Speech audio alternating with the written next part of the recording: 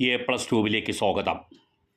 ജീവിതത്തിൻ്റെ ഏറ്റവും വലിയ ദുരന്തം അനുഭവിക്കുന്ന ഒരു വ്യക്തി പലപ്പോഴും രോഗം മൂലം അവശതയിൽ കട്ടിലിൽ ശയ്യാവലംബിയായി കിടക്കുന്ന അവസ്ഥയാണ്. മനുഷ്യൻ്റെ ഏറ്റവും ദുരന്തപൂർണമായ ഈ അവസ്ഥ പലപ്പോഴും സ്വന്തം ആളുകൾക്ക് തന്നെ വലിയ ബുദ്ധിമുട്ടുണ്ടാക്കുന്നവയുമാണ്. ഈ സ്ഥിതിവിശേഷത്തിനൊരു പരിഹാരം ഉണ്ടാകും എന്നുള്ള നിലയിൽ ചില തീരുമാനങ്ങൾ അടുത്ത ദിവസം തദ്ദേശ സ്വയംഭരണ വകുപ്പ് തദ്ദേശ സ്ഥാപനങ്ങൾക്ക് നൽകിയിട്ടുണ്ട്.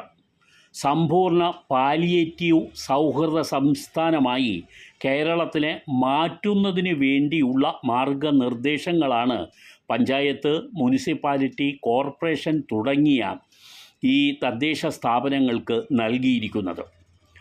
പാലിയേറ്റീവ് പരിചരണം ആവശ്യമായ ആളുകളെയാണ് ഇത്തരത്തിൽ ഈ പുതിയ പദ്ധതിയിൽ ഉൾപ്പെടുത്തുന്നത്.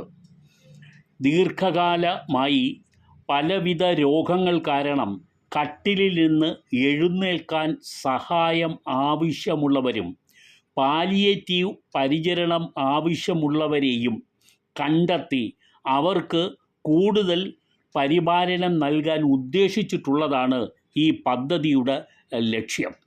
ഇങ്ങനെയുള്ള വ്യക്തികളെ കണ്ടെത്തി വാർഡ് അടിസ്ഥാനത്തിൽ ഒരു പട്ടിക തയ്യാറാക്കാനും അങ്ങനെ തയ്യാറാക്കപ്പെടുന്ന പട്ടിക ആരോഗ്യ വകുപ്പിൻ്റെ സോഫ്റ്റ്വെയറിൽ രജിസ്റ്റർ ചെയ്യാനും അവർക്ക് അടിസ്ഥാനപരമായി ലഭ്യമാക്കേണ്ട എല്ലാവിധ കാരുണ്യ പ്രവർത്തനങ്ങളും നടത്താൻ വേണ്ടിയാണ് ഇപ്പോൾ പരിപാടി തയ്യാറാക്കിയിരിക്കുന്നത്.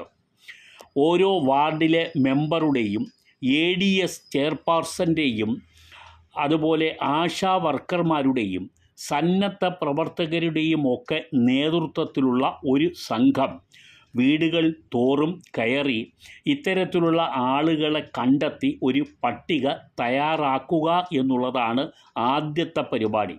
നിലവിൽ പാലിയേറ്റീവ് കെയർ നൽകുന്നവരുണ്ടെങ്കിൽ അവരെയും ഈ പട്ടികയിൽ ഉൾപ്പെടുത്താനാണ് നിർദ്ദേശം നൽകിയിട്ടുള്ളത്.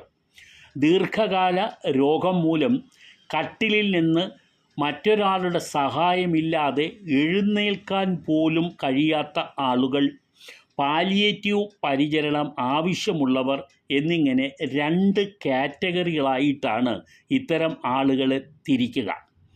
കട്ടിലിൽ നിന്ന് എഴുന്നേൽക്കാൻ മറ്റൊരാളുടെ സഹായം വേണ്ടി വരുന്ന വ്യക്തികളെ ആദ്യം സന്നദ്ധ പ്രവർത്തകർ ആഴ്ചയിൽ ഒരിക്കലെങ്കിലും വീട്ടിൽ ചെന്ന് കാണണം എന്ന നിർദ്ദേശമുണ്ട്.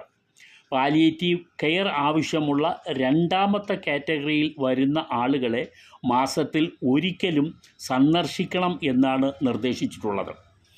ഇതിനായി NSS വോളണ്ടിയർമാർ, കുടുംബശ്രീ അംഗങ്ങൾ എന്നിവരെല്ലാം സന്നദ്ധ പ്രവർത്തകരുടെ ലിസ്റ്റിൽ ഉൾപ്പെടുത്താനാണ് ഉദ്ദേശിക്കുന്നത്. ഇങ്ങനെ രജിസ്റ്റർ ചെയ്യപ്പെടുന്ന വോളണ്ടിയർമാർ അതുപോലെ വ്യക്തിപരമായി സംഘടന, തദ്ദേശ സ്ഥാപനങ്ങൾ പരിശോധിച്ച് ഉറപ്പ് വരുത്തുന്ന ആളുകളെയും ഒക്കെ തന്നെ ഈ സന്നദ്ധ പ്രവർത്തകരായി ലിസ്റ്റിൽ ഉൾപ്പെടുത്തി ഈ പരിചരണത്തിനായി നിയോഗിക്കുകയും ചെയ്യും. 20,000 ജനസംഖ്യയ്ക്ക് ഒരു ഹോം കെയർ യൂണിറ്റ് എന്നതാണ് ഉദ്ദേശിക്കുന്നത്. ഓരോ രോഗികൾക്കും വ്യക്തിപരമായ പരിചരണ പ്ലാൻ തയ്യാറാക്കിയാണ് ഈ പ്രവർത്തനം സംഘടിപ്പിക്കുക. രജിസ്റ്റർ ചെയ്യപ്പെടുന്ന രോഗിക്ക് ആവശ്യമായ എല്ലാവിധ മരുന്നുകളും മറ്റ് സാമഗ്രികളും ഉപകരണങ്ങളും ഒക്കെ ലഭ്യമാക്കാൻ തന്നെയാണ് നീക്കം.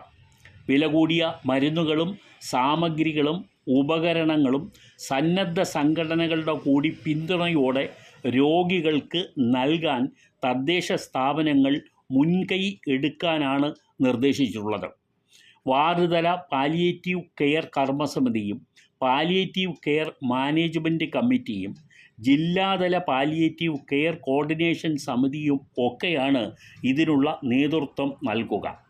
അടിയന്തര സ്വഭാവത്തോടുകൂടി ഈ പരിപാടി നടപ്പാക്കാനുള്ള നിർദ്ദേശം പോയിട്ടുണ്ട്.